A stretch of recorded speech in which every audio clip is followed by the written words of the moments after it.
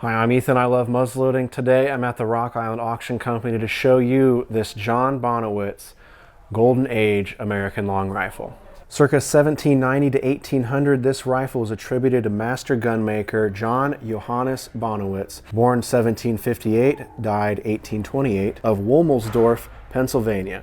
This rifle won Best Carved Rifle from the Kentucky Rifle Association in 1994.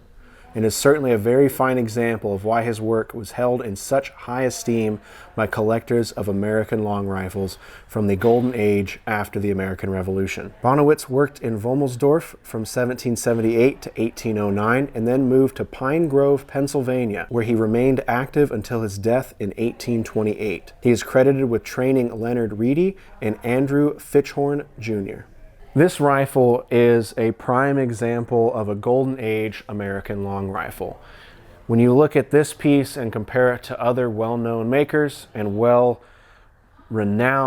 pieces from the time, this is the kind of thing that you're going to see.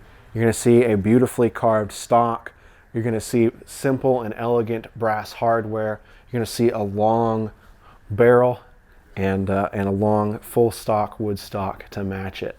It's a quintessential American long rifle here, but I want to go over some of the details starting at the butt, working our way to the muzzle, and talk about and showcase some of this beautiful work for you at home. We have a brass butt plate and toe plate here. On top of the butt plate we have 5 facets and a series of wedding bands towards the front of the butt plate.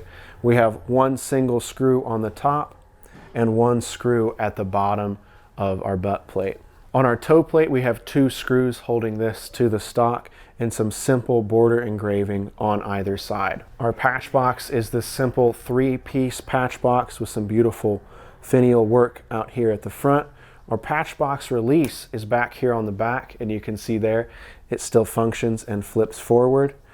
Our patch box spring is a beautiful, really just long rod spring going into the patch box. It moves easily. It functions great. Lift it up and it releases the patch box like so. I want to mention again here, we have an unfinished patch box interior. Many of these pieces, just about all of the originals that we see, are going to have unfinished inlets. That's a big topic of conversation for modern builders, especially those getting into building. It might seem counterintuitive to leave these exposed and naked, really without finish, but these originals were left that way, and they've survived nearly 200 years to get to this point today. Our patch box features the same border engraving that we see on our toe plate, and we have some elegant scroll work and leaf decorations here around the borders of our patch box and up here to the top area of the patch box. Along the toe of the stock here going up to the trigger guard, we have a beautiful molding with a concave surface carved in and then 2 molding lines cut on the border coming up to the first crest of our trigger guard here before it tapers off into the toe plate. Our trigger guard itself is rather plain. There's no engraving, but we do have several facets filed in here in the traditional American long rifle style. This is a very similar trigger guard pattern to what you're going to see on a variety of rifles from a variety of builders through the time, but its simplicity is still beautiful on this piece. Our trigger plate stretches from just before the trigger back here to the base of our trigger guard, and our trigger guard is attached to the stock with a series of pins. There are no screws holding this trigger guard to the stock. We have a single trigger in this rifle here, and coming back to our wrist we have some beautiful carving here coming off of the crest of the stock, flowing back through to the patch box here. It's just elegant and simple. It's not super deep, but it's not very shallow. As you bring your hand across it, it doesn't obstruct your grip or how you would hold this rifle at all. We have that classic C-scroll pattern carving here with several vines coming off, going back to the rear of the stock. Looks like to me to be a curly maple stock.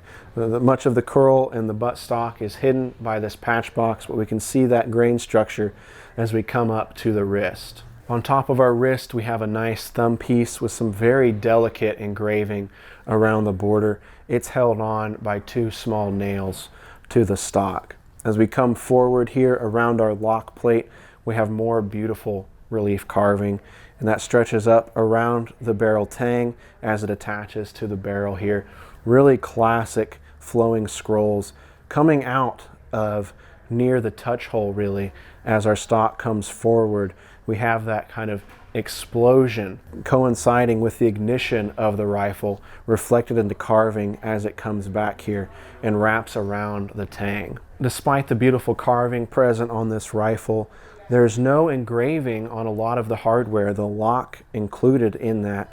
It's a really plain lock, a really traditional lock.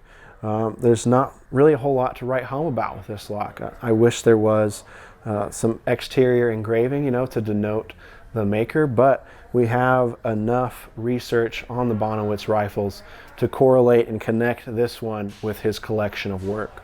Coming forward on the barrel here, we have no markings or engraving on the top, and we come here to our rear sight as it lays on the rifle. Very traditional, very plain American long rifle rear sight here, but very low profile again, very common for this era of rifles.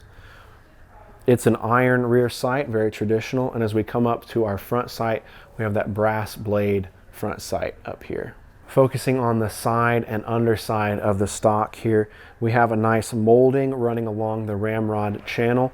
This connects with our barrel tenons or our barrel keys here that hold the barrel to the stock. Really simple 2-line molding separating the upper half of the stock from the lower half. And much like we see around the wrist and the barrel tang, we have some beautiful carving coming off of our entry pipe down here in the stock.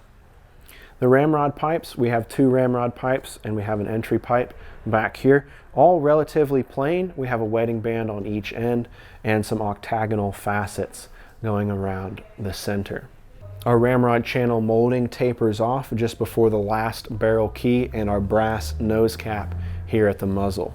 Flipping the rifle over to see the left-hand side, you can see the heads of our barrel keys to make them easier to grab to be removed. And we have some more decorative carving on this side around our ramrod entry pipe.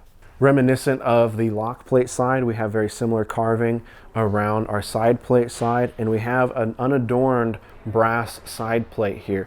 We have this square-ended side plate, very traditional, very common. We have 2 lock bolts connected with this side plate, one at the front and one on the top. And then we really get into the excellent carving on this rifle. The rest of the carving is beautiful, but as we see with many American long rifles, this cheek piece side is the canvas in which many expert and master carvers exhibit their total skill. Coming off of our side plate in our wrist here, we have a beautiful scrollwork carving and some vine motifs coming up, almost nearly connecting. There's about 1/4 to 1/2 inch separation between the side plate carving and the cheek piece carving here. Our cheek rest itself features a simple 2-line cut molding, and underneath it we have a beautiful flowing carved pattern featuring some lines and some carved out sections. Coming back to our ultra traditional, quintessential American long rifle C-scroll carving here. This is a fine example of this carving. The main section of the C takes up but isn't obtrusive in this main section of the cheek rest. It fills the space beautifully and makes use of the space wonderfully. We do have an extra scroll coming out of the top corner of our butt plate, which I haven't seen a lot of myself, but it flows back into connecting with this nice curve coming out of the C-scroll carving and our cheek rest carving here. I want to make special note of the beautiful vines coming off of many of the scrolls here on this piece. You'll see some rifles that include it and others that don't, but I do love seeing these single cut lines flowing out of those scrolls. They're super delicate and really contrast the rest of the large format rifle here. We have a matching toe molding on the stock on this side as well, terminating with our trigger guard up here. The rifling on this piece is a 7-groove round bottom rifling, making it a little bit easier to load and clean. it's a lot easier to get that fouling out, a lot of people say, from that round bottom rifling. When holding this rifle up and sighting down the sights, I feel very fortunate that it lines up well with my eye. It's a very comfortable rifle, as many of them that we have looked at here have been. I will say this rear sight is one of the most shallow that I have seen personally. You're really counting on finding that reflection off your front sight to be able to see where you're going. But again, that's a nice touch on these originals that we don't see very much in many contemporary builds, where we have a very low profile sight setup here. It's just, I think, something that makes it all the more special when looking at these original American long rifles. I want to make a note about some of the wear on this rifle, not to degrade the quality of the piece. It's a wonderful example of a golden age American long rifle. But I love seeing the wear and use patterns on original pieces like this. For the most part, the barrel is nearly pristine until we get back here to the breech. Now we have some nicks and notes of use in the barrel. And even on this side, I find very interesting, we have several grid mark patterns that make me think that there are some file marks and scratches in here. Again, not taking away from the quality of the piece, but you can see the handmade quality of this and its use over time with these areas. What I want to really focus on, though, is right around our touch hole and our ignition point on this piece. We have a smooth finish for the barrel till about here, where around the touch hole we can see some corrosion and some use from where we are igniting black powder in the pan here, and it's wearing on the rifle itself. We have a little bit of wear on the barrel here around this area, and it extends a little bit back into the carving on the stock. The way the carving around this tang is set up, we have some notes of carving that has been worn through repeated firing and use of this piece. It's a note that I love to see on these rifles. We have the contrast of the beautiful, nearly perfect original carving here that is just a fine example of what could and was done. And then we have that beautiful artistic quality in contrast to the purpose of these pieces, to be used for hunting, to provide food for families, and for personal self-defense. And I just love seeing that contrast of art form and working tool. I think that's something that we as muzzleloading enthusiasts and firearms enthusiasts in general can appreciate about firearms of all eras and all ages. But because we're dealing with totally natural materials here, over 200 years of use and age, we can see that.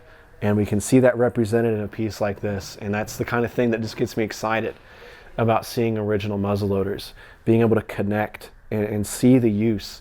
If somebody depended on this rifle every day of their lives, and you know, it's all encased in this beautiful piece of American history. If you'd like to learn more about this piece in particular, or any of the other pieces that I've talked about here at the Rock Island Auction Company, I encourage you to check out the Rock Island Auction Company social media pages. They're posting a ton of high quality photos and documentation about the history of these muzzleloaders and many more for you to check out. I like to use them as a resource for my own research and my own development. So I really appreciate what they're doing to share information and showcase these pieces to the public. I'm Ethan. I love muzzleloading. Thank you so much for watching. We'll catch you next time.